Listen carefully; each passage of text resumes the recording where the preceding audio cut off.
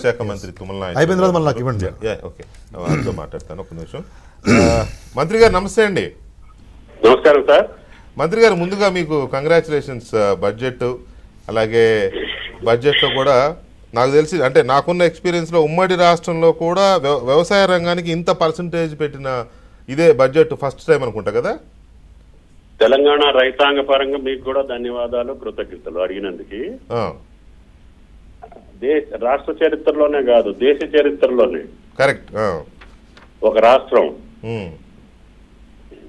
72,000 కోట్లు వ్యవసాయ రంగానికి కేటాయించడం అనేది దేశ చరిత్రలోనే ఒక అరుదైన సంఘటన. ఓకే. దీనికి కారణం కాంగ్రెస్ పార్టీ వరంగల్ డిక్లరేషన్ లో భాగంగా రాహుల్ గాంధీ గారు ఇచ్చినటువంటి మాటని నిలుపుకోవటం కోసం రాష్ట్ర ప్రభుత్వం రేవంత్ రెడ్డి గారి నాయకత్వాన కష్టమైన ఇబ్బంది ఉన్నా ఆర్థిక పరమైనటువంటి వెసులుబాటు లేకపోయినా ఇంత పెద్ద మొత్తంలో రైతాంగాన్ని రుణమాఫీ ఒకే దఫా 31,000 కోట్లు, అవును, అదేవిధంగా రైతు భరోసా 15,000 ఎకరానికి, అదేవిధంగా రైతు బీమా, అదేవిధంగా పంటల బీమా మరియు రైతు కూలీలకి భరోసా, అవును, అదేవిధంగా ఆయిల్ ఫామ్ కి, హార్టికల్చర్ కి పెద్ద ఎత్తున ఇతోధికంగా సహాయం. ఇన్ని రకాలుగా ఒకే సంవత్సరంలో ఓకే ఇంత ధనాన్ని వెచ్చించడం అనేది దేశ చరిత్రలోనే ఒక అరుదైన ఘటన. దానికి ప్రత్యేకంగా రాష్ట్ర రైతాంగం పక్షాన ముఖ్యమంత్రి గారికి, ఫైనాన్స్ మినిస్టర్ గారికి ధన్యవాదాలు, మీకు ధన్యవాదాలు. అయితే ఇందులో ఒక్క విషయం ఉంది. రుణమాఫీకి 31,000 కోట్లు పోయింది 72,000 కోట్లలో. ఆ బ్యాలెన్స్ 40,000 కోట్లలో బ్రేకప్ లేదు. అలాగే రైతు భరోసా, ఈ రైతు బంధు దాని కింద 15,000 మీరు ఇస్తారు. రైతు భరోసా అనేది ఎకరానికి 15,000 అన్నాం కదా. పోయినసారి పంట వేసేటటువంటి భూమికే ఇస్తామని చెప్పేది రైతు బంధు. ఓకే. పంట వేసినటువంటి భూమి ఎన్ని ఎకరాలు ఉంటే అన్ని ఎకరాలకు ఇవ్వాలనేది కానీ విధి విధానం. కానీ అక్కడ జరగలేదు.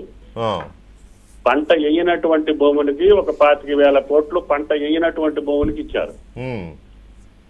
మేమేమంటామంటే ఇప్పుడు దానికోసమే ఈ అందరితోటి సంప్రదింపులు ఎందుకు జరుపుతున్నాం అంటే, పంట వేసినటువంటి భూములకి ఇచ్చేదానికి అది ఒకేసారి పంట వేయలేము.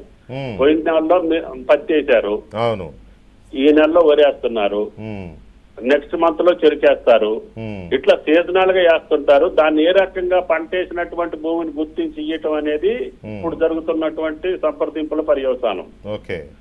దానికి ఏ మోడల్ అయితే కరెక్ట్ గా పంట వేసినటువంటి రైతుకి వారం 10 రోజుల్లో ఇక్కడ నుంచి పైసలు వాళ్ళకి అకౌంట్ లోకి ఏ రకంగా వెళ్ళాలి, ఎట్లా వెళ్ళాలి అనే దాంట్లోనే మేము దీన్ని అందరు నిపుణులతో సంప్రదిస్తున్నాం. ఈలోగా రైతును నిలబెట్టడం కోసం రుణమాఫీ చేసేస్తే 31,000 కోట్లు వ్యవసాయం జరుగుద్ది. రేపు రైతు భరోసాని ఒక పద్ధతి ప్రకారంగా పంట వేసినటువంటి రైతుకి వెళ్ళాలనేది ఈ ప్రభుత్వం ఆలోచన కాబట్టి దాని మీదనే కొంత డిస్కషన్ జరుగుతుంది. ఇది రైతు శత్రు ప్రభుత్వం అనే కేసీఆర్ గారి స్వీపింగ్ కామెంట్ మీద మీ రియాక్షన్? ఇది రైతు మిత్ర ప్రభుత్వం అని అంటా నేను. రైతు మిత్ర ప్రభుత్వం అని అంటాను. మీరు మొదటి నుంచి అదే చెప్తున్నారు, కానీ ఆయన గ్యాస్ ట్రాష్ తప్ప ఏం లేదు ఇందులో అన్నారు కదా. ఆ రకంగా మేము చేయదలుచుకోలేదు. గ్యాస్ ట్రాష్ ఒకే సంవత్సరం రుణమాఫీ మొదటి టర్మ్ లో 4 సార్లు చేశారు 25,000 చొప్పున. అవును, ₹1,00,000. అవును. రైతుల యొక్క అనుభవం ఏంటంటే ఆ ₹1,00,000 వడ్డీకే సరిపోయిందని చెప్పారు. అవును. రెండో టర్మ్ లో ₹1,00,000 కూడా మొన్న ఎన్నికల ముందు ఓఆర్ఆర్ తాకట్టు పెట్టి ఇచ్చినటువంటి 7,000 కోట్లు తప్ప మొన్న రైతు బంధు కూడా పూర్తిగా ఇవ్వలేదు. అవును. అది నేను మళ్ళీ ఈ గవర్నమెంట్ లో ఎలక్షన్ అప్పుడు మిగతా 7,565 కోట్లు రైతు బంధు మేము చెల్లించాం. ఓకే.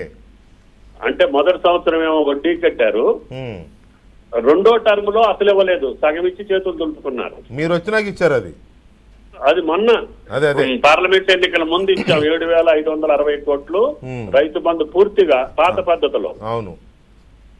కాబట్టి అది గ్యాస్, అది ట్రాష్. ఒకే పంట కాలంలో మొదటి సంవత్సరంలోనే కష్టాల్లో ఉన్న ప్రభుత్వం ఈ రోజే 30,000 కోట్లు 31,000 కోట్ల రుణమాఫీ ఒకేసారి 2 లక్షలు చేయటం అంటే ఇది గ్యాసా, అది గ్యాసా, ఇది ట్రాషా, అది ట్రాషా, రైతు లోకం నిర్ణయించాలి. పార్లమెంట్ లో చాలా వరకు నిర్ణయించారు, దాన్ని ఆయన గమనంలోకి తీసుకోవాలి.